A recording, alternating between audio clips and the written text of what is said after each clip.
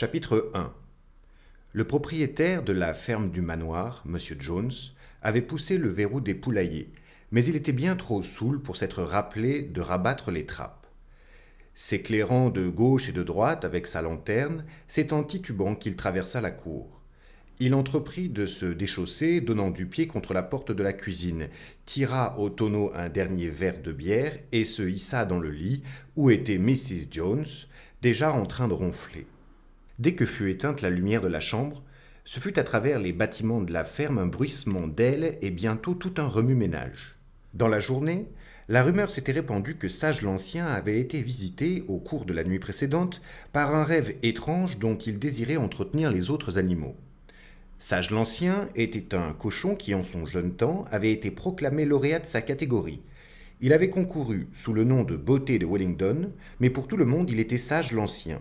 Il avait été convenu que tous les animaux se retrouveraient dans la grange dès que M. Jones se serait éclipsé.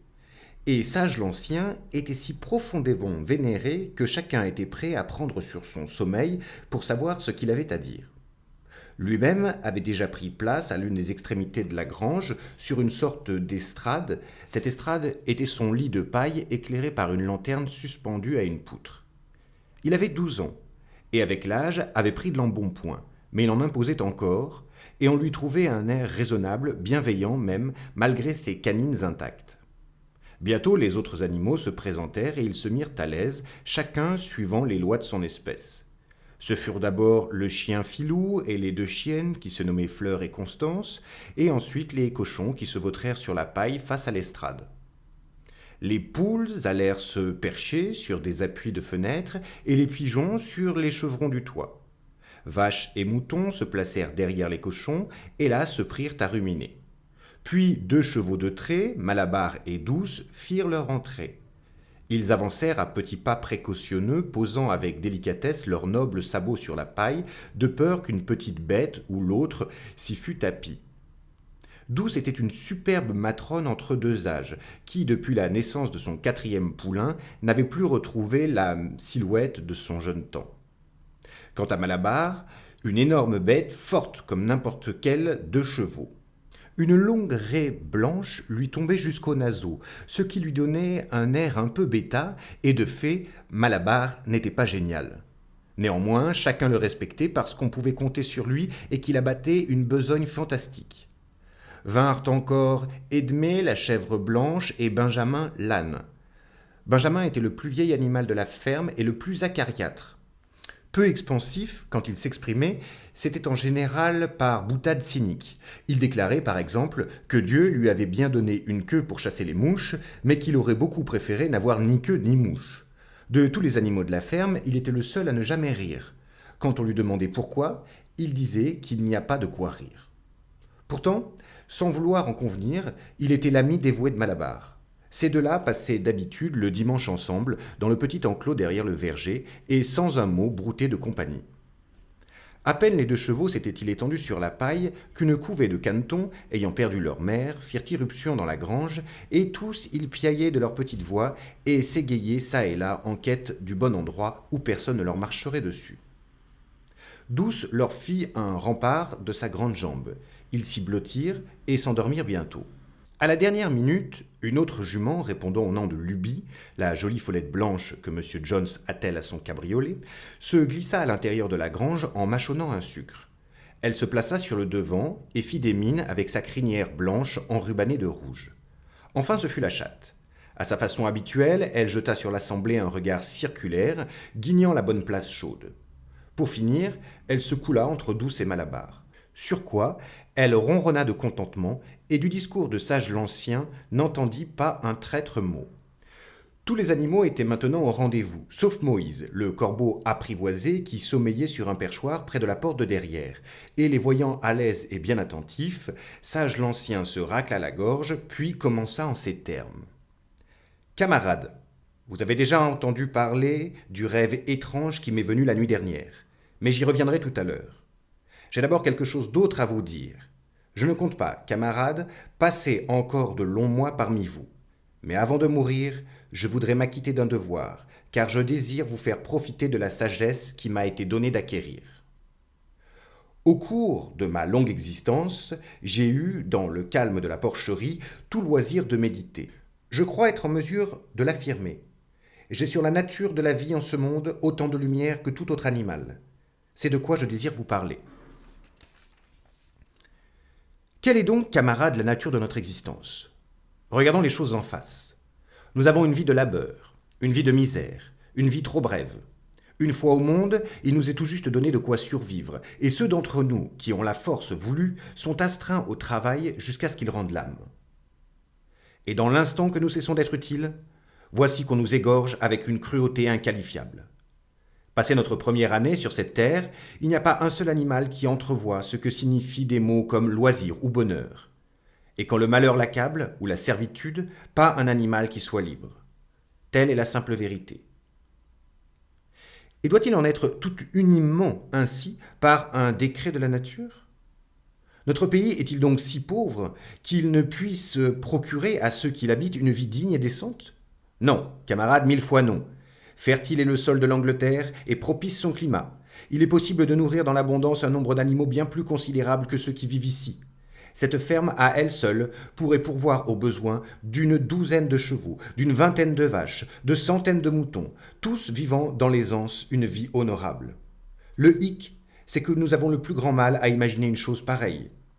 Mais puisque telle est la triste réalité, pourquoi en sommes-nous toujours à végéter dans un état pitoyable? Parce que tout le produit de notre travail, ou presque, est volé par les humains. Camarades, là se trouve la réponse à nos problèmes. Tout tient en un mot, l'homme. Car l'homme est seul véritable ennemi. Qu'on le supprime, et voici extirper la racine du mal. Plus à trimer sans relâche, plus demeure la faim. L'homme est la seule créature qui consomme sans produire. Il ne donne pas de lait, il ne pond pas d'œufs. Il est trop débile pour pousser la charrue, bien trop lent pour attraper un lapin. Pourtant le voici le suzerain de tous les animaux. Il distribue les tâches entre eux, mais ne leur donne en retour que la maigre pitance qui les maintient en vie. Puis il garde pour lui le surplus.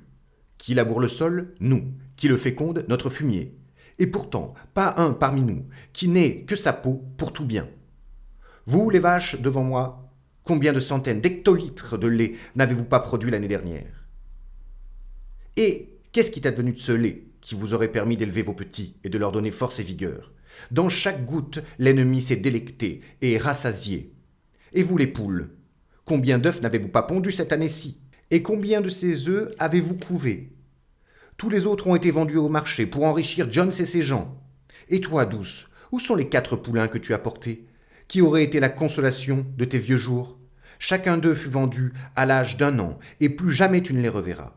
En échange de tes 4 maternités et du travail au champ, que t'a-t-on donné? De strictes rations de foin, plus un box dans l'étable. Et même nos vies misérables s'éteignent avant le terme. Quant à moi, je n'ai pas de hargne, étant de ceux qui ont eu de la chance. Me voici dans ma 13e année. J'ai eu plus de 400 enfants. Telle est la vie normale chez les cochons. Mais à la fin, aucun animal n'échappe au couteau infâme. Vous autres jeunes porcelets assis là, et qui m'écoutez, dans les 12 mois, chacun de vous, sur le point d'être exécuté, hurlera d'atroces souffrances. Et à cette horreur et à cette faim, nous sommes tous astreints, vaches et cochons, moutons et poules, et personne n'est exempté. Les chevaux eux-mêmes et les chiens n'ont pas un sort plus enviable. Toi, Malabar, le jour où tes muscles fameux n'auront plus leur force ni leur emploi, Jones te vendra à l'équarrisseur, et l'équarrisseur te tranchera la gorge. Il fera bouillir tes restes à petit feu, et il en nourrira la meute de ses chiens. Quant aux chiens eux-mêmes, une fois édentés et hors d'âge, Jones leur passe une grosse pierre au cou et les noie dans l'étang le plus proche. Camarades, est-ce que ce n'est pas clair comme de l'eau de roche? Tous les maux de notre vie sont dus à l'homme, notre tyran. Débarrassons-nous de l'homme, et notre sera le produit de notre travail. C'est presque du jour au lendemain que nous pourrions devenir libres et riches. À cette fin, que faut-il? Eh bien, travailler de jour et de nuit, corps et âme, à renverser la race des hommes. C'est là mon message, camarades. Soulevons-nous. Quand aura lieu le soulèvement, cela je l'ignore. Dans une semaine, peut-être, ou dans un siècle. Mais aussi vrai que sous moi je sens de la paille, tôt ou tard justice sera faite. Ne perdez pas de vue l'objectif, camarades, dans le temps compté qui nous reste à vivre.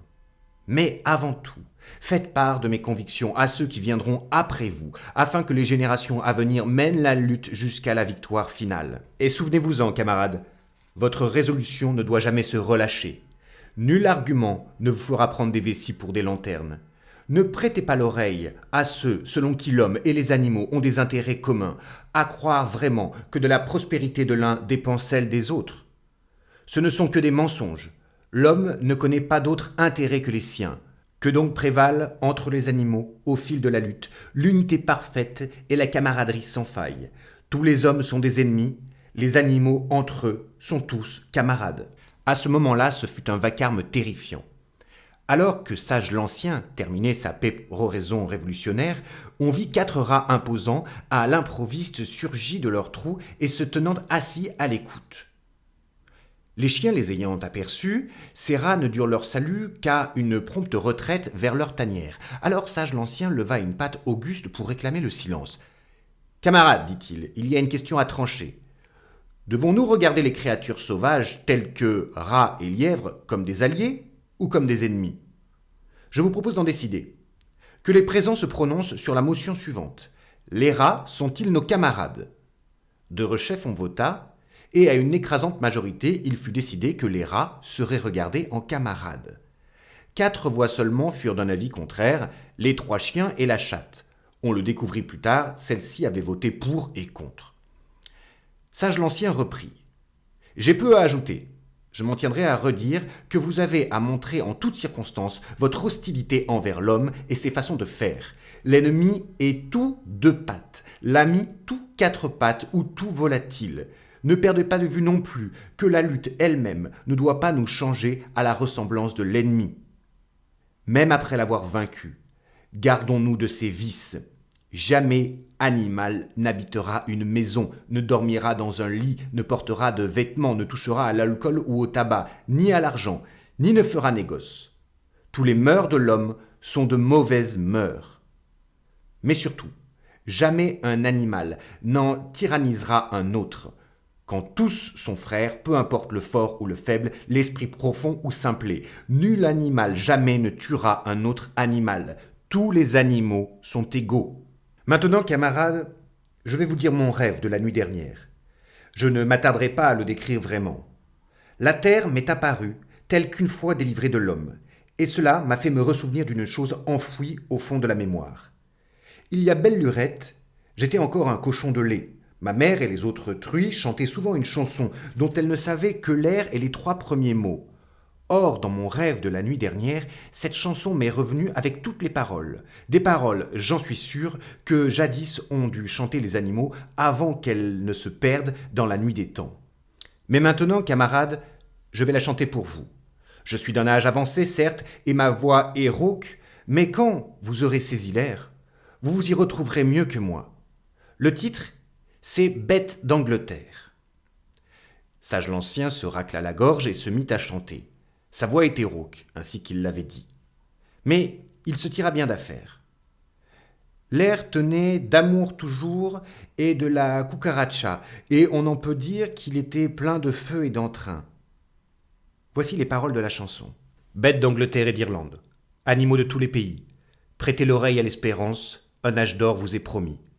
L'homme tyran exproprié, nos champs connaîtront l'abondance, de nous seuls ils seront foulés, le jour vient de la délivrance.